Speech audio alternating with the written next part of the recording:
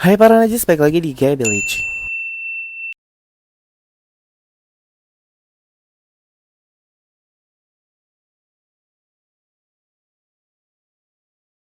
Hai, apa kabar semuanya? Semoga baik-baik aja. Jadi di video kali ini gue cuma pengen ngasih tau ke kalian, bener gak sih kalau jasa-jasa pijit ini najis turun kameranya. Ngondek ya, what report gue. Jadi gue cuma pengen ngasih tahu, bener gak sih kalau pijat-pijat atau jasa-jasa terapis di aplikasi itu real atau tidak gitu. Jadi ini hanya hobi. Oh, hobi ini deh ya Najils. Jadi hanya hobi ini. Opini anjir, ini kok turun mulu. Aduh. Jadi hanya opini gue dan juga kayak gue sih dapat berbagai macam apa ya terapis yang pernah gue arungi. Najils. Dan teman-teman gue juga yang pernah memakai jasanya. Kira-kira apakah semuanya benar atau enggak? Jadi ikutin terus dan gue bakal bahas sedikit tentang modus-modus kejahatan ya di dunia pelangi yang khususnya terapis ya. Nah, jadi gue tuh jujur ya kalau untuk pijat urut itu sebetulnya memang lebih ke cari orang yang normal atau strike atau kenalan dari orang yang normal gitu ya. Maksudnya kayak misalkan pijat keliling, terus kayak mungkin gue dapat rekomend dari siapa gitu lah daripada di aplikasi. Kalau di aplikasi khususnya Chong ya, pasti itu kebanyakan itu ya maaf ya nggak semua, gue nggak bilang semua terapis itu begitu.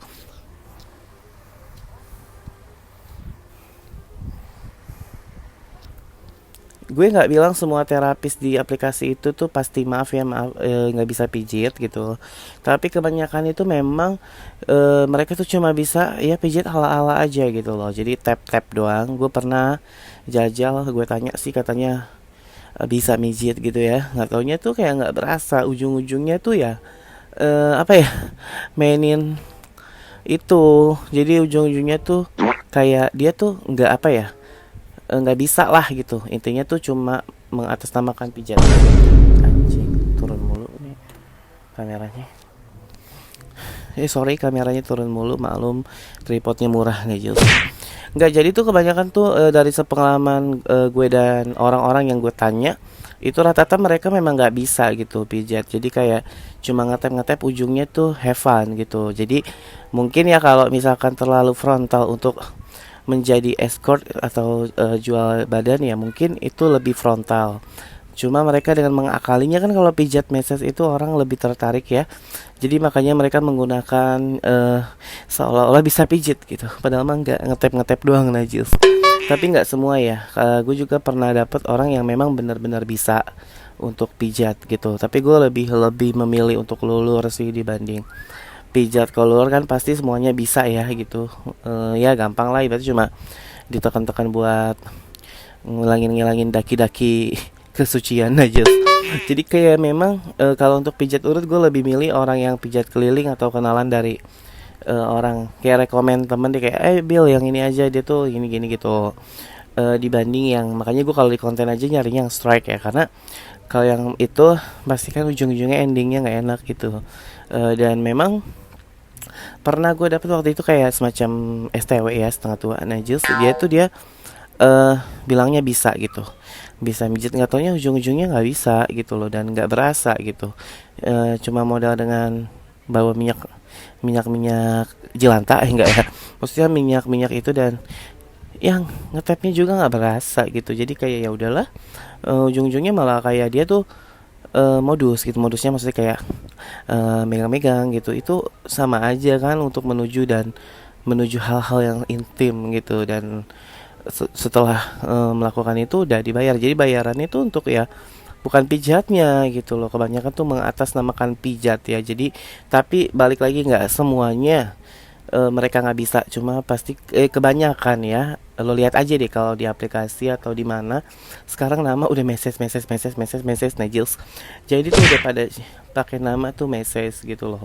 Padahal mah nggak tahu ya ada pengalamannya apa enggak gitu ya, karena temen gue pun ada kok yang basicnya memang bukan pijat, terus tiba-tiba gue tanya kan, Beb lo jadi kang urut kang pijat? Iya Bill katanya. Lah emang lo bisa, gue gituin kan. Jadi dari situ aja kan gue udah ngerasa kayak memang orang tuh ya tos-tosan ya untuk menjadi tukang terapis gitu. Padahal nggak ada keahlian, cuma gue sih nggak pengen ya kayak gitu, namanya kayak nipu orang nggak sih. Eh, Mungkin kalau untuk bahasa jual diri kan, kalau misalkan orang-orang escort gitu kan pasti orang ngeliat dari misalkan fisik atau badan, bentuk badan atau wajah yang tampan gitu ya. Cuma kan kalau pijat nggak peduli, yang penting lo bisa mijit gitu, ujung-ujungnya begitu juga ya nggak masalah lah ya, Najil. Tapi gue nggak mau kayak gitu sih. Dan beberapa ada satu orang yang pernah cerita sama gue. Jadi buat teman-teman yang suka pakai jasa-jasa pijat, atau mungkin nggak semua pijat ya, tapi mungkin memakai jasa escort gitu, gue saranin untuk lebih hati-hati karena sekarang tuh orang menghalalkan segala cara untuk mendapatkan uang. Contohnya maksudnya gini, jangan sembarangan ketemu orang, karena tuh ada salah satu narasumber yang pernah cerita ke gue ya. Gue nggak bisa sebutin namanya. Intinya ini gue kayak eh nggak gue tepatin ya aslinya gitu loh. Intinya tuh dia pernah cerita sama gue. Jadi tuh dia pernah pakai jasa pijat, terus pas dia mandi itu tiba-tiba dompetnya terbuka gitu, tasnya, tapi yang hilang itu tuh cuma handphone sama KTP gitu. Jadi kayak dompet masih ada lah, cuma KTP-nya yang diambil. Dan dompetnya diambil deh, sorry. Jadi dompet sama handphone. Tapi setelah selang 2 hari dibalikin, katanya sih alasannya dengan alasan itu bisa apa namanya, katanya tuh pintunya terbuka, terus ada yang kayak pengen nyolong. Kan gak logika ya, lo di hotel berdua terus tiba-tiba ada yang masuk, kan nggak mungkin, kecuali kan resepsionis ya. Maksudnya kayak karyawan, tapi nggak mungkin juga, karyawan kan pasti ngetok ya kalau mau masuk hotel. Nah jadi itu ternyata handphonenya dibalikin nih 2 hari kemudian, Cong. Nah setelah itu, setelah seminggu atau sebulan, tiba-tiba ada yang SMS dia dengan ancaman kalau dia tuh di SMS itu bilang, disebutin tuh nama aslinya, dan juga kayak apa ya, disebutin nama asli, terus disebutin juga apa ya, alamat, nama asli, dan disebutin katanya tuh yang cerita sama gue ini diklaim kalau dia melakukan party esek-esek gitu. Nah jadi tuh di situ dia kaget dong, secara kan dia nggak stay sendiri, jadi dia masih sama keluarga. Dan dia takut mungkin ya, narasumber gue itu takut mungkin untuk apa ya, cerita lah ke keluarga yang ada, nanti kan dia malu sendiri. Dan cyber itu ya mengancam akan, maksudnya ngancem duit gitu, minta kayak semacam uang buat, lo kalau nggak bayar gue aduin ke keluarga lo, gitu gitulah ngancem. Nah di situ dia diperas abis-abisan sampai nominal 15 juta, gila banget kan ya. Itu memang ya maaf ya, maksudnya nggak ada namanya tuh maksudnya kayak gini loh, gue sih nggak pernah minta untuk melegalkan teman-teman ya gitu, hubungan itu. Cuma gue pengen cuma minta mungkin kayak dihargai aja, karena kejahatan di dunia begitu tuh pasti lebih rentan dan gak bakal bisa ngelapor, karena lo pasti juga malu dong, aib lo masa misalkan, pak, saya lapor nih, saya habis main di hotel sama siapa, cewek, cowok, cowok, nah itu kan pasti udah malu ya. Jadi tuh ya kasihan sih maksud gue. Jadi makanya karena kita tahu nggak ada namanya perlindungan gitu, dan banyak mungkin orang-orang yang tadinya normal pura-pura menjadi itu untuk menipu gitu loh. Jadi untuk teman-teman hati-hati aja. Jadi kalau memang ini pastiin dulu gitu, mending kayak ketemuan dulu untuk sekedar hangout atau ngobrol gitu ya, untuk memakai jasa-jasa pijat atau jasa escort misalkan ya gitu. Gue nggak nyuruh-nyuruh kalian pakai jasa itu ya, cuma misalkan gitu ada kalian yang biasa memang pakai jasa itu, ya hati-hati, karena tuh kejahatan itu tuh di mana-mana, jadi kalian nggak pernah tahu yang mana yang mukanya yang mana ini gitu loh. Jadi untuk lebih safety aja dan hati-hati. Dan kalau urusan harga sih biasanya itu macam-macam ya, misalkan ada yang 100 ribu, ada yang murah ya untuk menjadi untuk jasa-jasa pijat itu. Jadi macam-macam, ada yang murah, ada yang mahal. Kalau mahal pasti plus ya, wah gini gini maksudnya gitu, najis.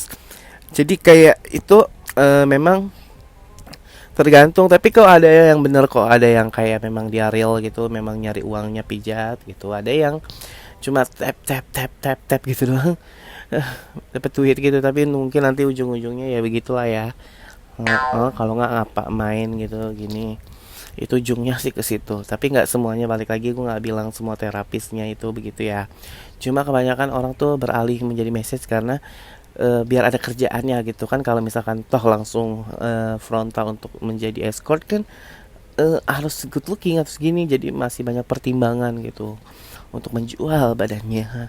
Tapi kalau misalkan message kan ya udahlah, ya gue butuhnya pijatan bukan kenikmatan aja sih gitu ya. Jadi ya balik lagi sih ke teman-teman. Intinya kalau memang gue saranin sih kalau main pakai jasa pijat gitu mending langsung aja ke orang-orang strike atau kenal-kenalan gitu. Itu pasti ya nggak macam-macam juga sih. Tapi kalau kalian emang tipikalnya yang Victor pikiran kotor ya udah pakai yang itu. Nah jadi segitu aja videonya. Ini cuma sharing-sharing aja karena memang gue tuh suka gregetan aja, banyak banget yang pakai jasa message cuma nggak bisa message gitu loh. Masage ya whatever, intinya gitu. Jadi buat teman-teman misalkan memang punya keahlian bener ya nggak apa-apa sih, cuma kalau misalkan cuma ngetap gitu mending udah sekalian aja ya jual diri kalian. Tapi ya balik lagi, kalau untuk ya semua orang punya pasar lah ya, tapi gue gak nyaranin ya untuk jual diri, jangan, mending cari uang yang halal aja, bekerja. Seperti itu. Jadi jangan lupa subscribe, like, comment, dan share, dan juga jangan lupa follow Instagram gue di bawah ini biar kita tetap bisa bersilaturahmi kali gitu, nanti kita bisa nongkrong bareng, meet up bareng gitu ya. Kalau gitu gue pamit undur diri, jaga kesehatan semuanya, salam najis.